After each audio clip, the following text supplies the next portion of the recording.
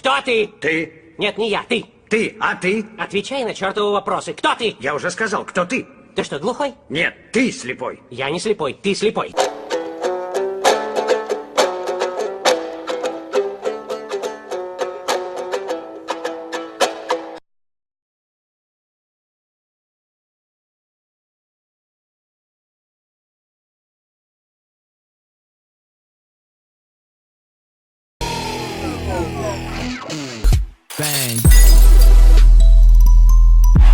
Салам достор. Келе жаткан Ноорус майрамыңыздар менен. Мисалы Америка Кошмо Штатында аттракциондар мындай, Түшсөң кадимкиде адреналин аласың. Бирок Америкадан кем калбаган биздин балдар дагы ачыптыр.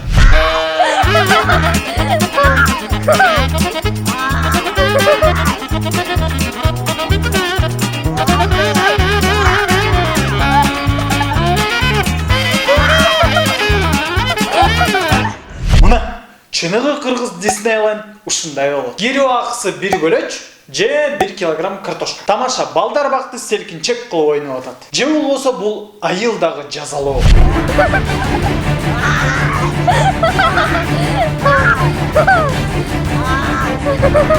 Кийинкиси. Эми адаттагыдай эле видео оюндарына келсек. Бул Angry Birds ойын. Булар бирок чымчыктар, толуктор менен эмес, балдар менен ойношот.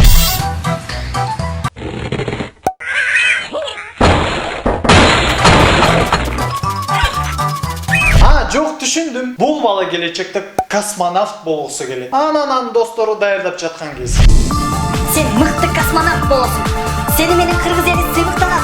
Сен жарабайсың. Кийинкиси. Анда эмесе үй жаныбарына өтөбүз. Эгерде мен уй бакканымда, момундайга үйрөтүп коймок.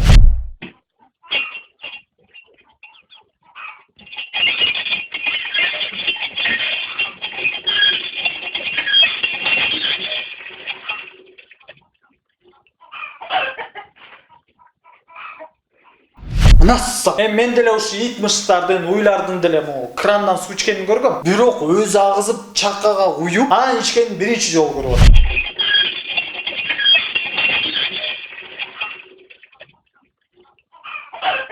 Эми элестеткиле ушундай уюң болсо кандай сонун болмок, Мисалы, Гоша, мен могу барып суу алып келчи.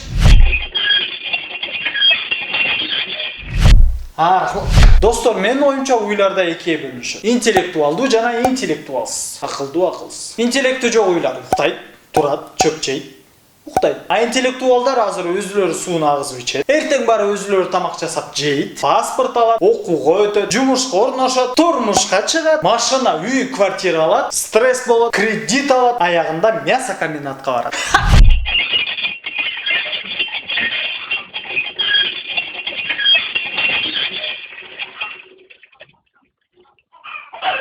Иши кылса, бул уйга Нобель сыйлыгын бериш керек. Баса достор, мүмкүнчүлүктөн пайдаланып, NSI Кыргыз бренд дүкөнүнө ыраазычылык билдиребиз. Анткени ушундай жакшынакай футболка NSI Кыргыз бренд дүкөнүнөн алынган. Эгерде сиз да ушундай сонун футболкаларды алгыңыз келсе, анда NSI Кыргыз бренд дүкөнүнө барып кийинсеңиз болот.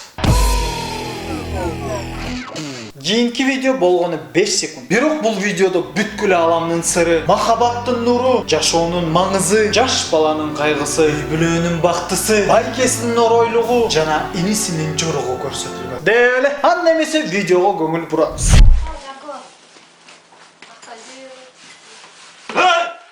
Эми четинен иликтөө жүргүзөбүз. Эмнеге бала жылаңач? Анан неге байкеси кыйкырып жатат? Биринчи, мен оюнча бул балага биринчи жолу кыйкырган эмес. Биринчи жолу кыйкырганда бала кийимчен болчу. Корккон нашымын булгап коюп анан келди. Бирок жылаңач.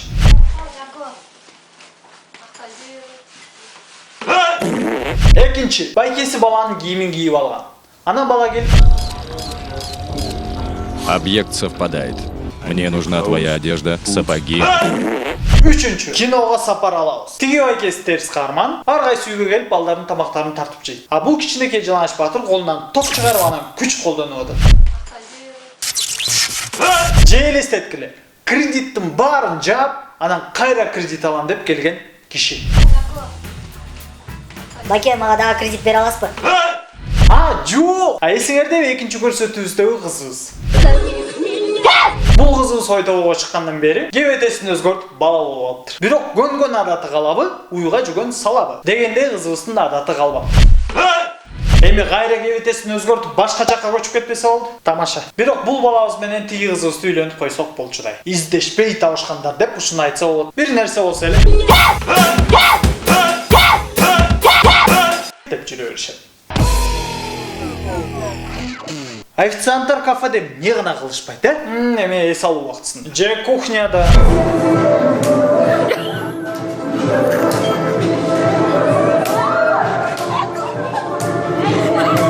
Достор, кызга кол көтөргөн болбойт. Уя. Бирок булар өздөрү ойноп жатышат. Эчтеке болбойт. Болгондо да бала акырын эле чабып атат. А кыз болсо алаканы менен бетин тосуп атат. Эми келгиле эсептейбиз.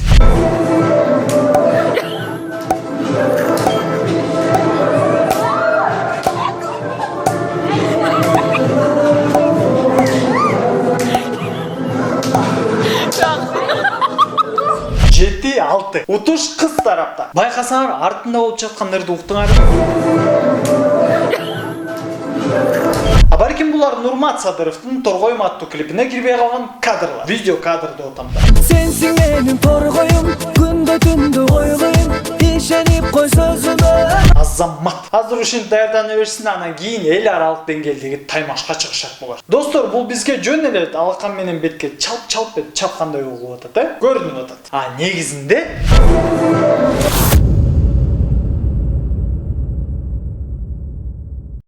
эми аягында элестеткиле. Күйөөсү үйүнө кеч келди. Аял болсо урушуп жатат. Зарплата кана?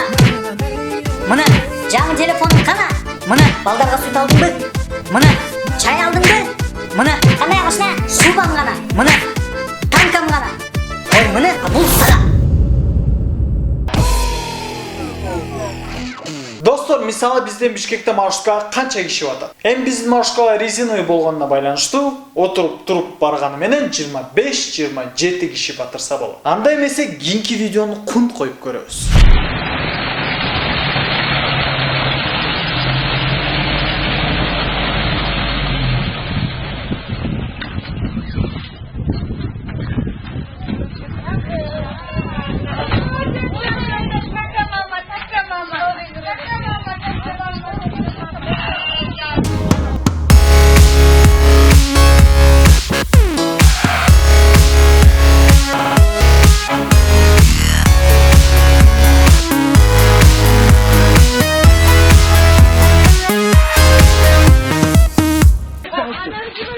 Мынасы 35 бала. 35. Элестеткиле 35. 25 эмес. 35 бала. Бул видеода эң кызыгы ичиндеги балдар кандай отурушу мүмкүн? А балким бул ваздын ичи момдай. Эми фантазияны күйгүзөбүз, элестеткиле. Бул ваз роддом. Эже балалуу болдуңуз. Кыздуу болдуңуз. Балалуу болдуңуз. Кыздуу болдуңуз. Балалуу болдуңуз. Кыздуу болдуңуз. Балалуу болдуңуз. Кыздуу болдуңуз. Балалуу болдуңуз, кыздуу болдуңуз. А балким бул ваздын ичи мектеп. Анан айдап жүрүп сабак өтөт. Звонок! Девочки и мальчики с утра приходят в школу, только за порог и мчатся все галопом на урок. Же болбосо достор, 300 спартанцев кино тасмасы. Каармандар аянтка келишти. Нет, это Спарта!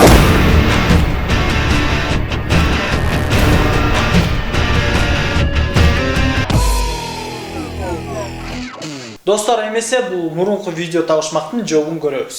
Дүйнө жүзүндөгү нерселерге керек, канаттууларга керек, жадаса жан жаныбарларга керек, тоо таштарга керек, анан адамдарга да керек да.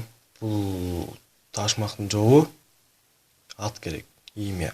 Достор, чоң рахмат барыңыздарга. Көбүнчөңөр туура жана так жооп бердиңер. Бирок эң биринчилерден болуп туура жооп берген бул T.I. Malik деген байкебиз жооп берди. Бул номерге жазып, белеңизди алып кетсеңиз болот. Достор, эми кийинки видео табышмакка көңүл бурабыз. Салам ойтобо, мен атым Даниэль. Мен силерге 2 табышмак айтам, антпесе башкалар бир табышмакты оңой таап коюшат экен.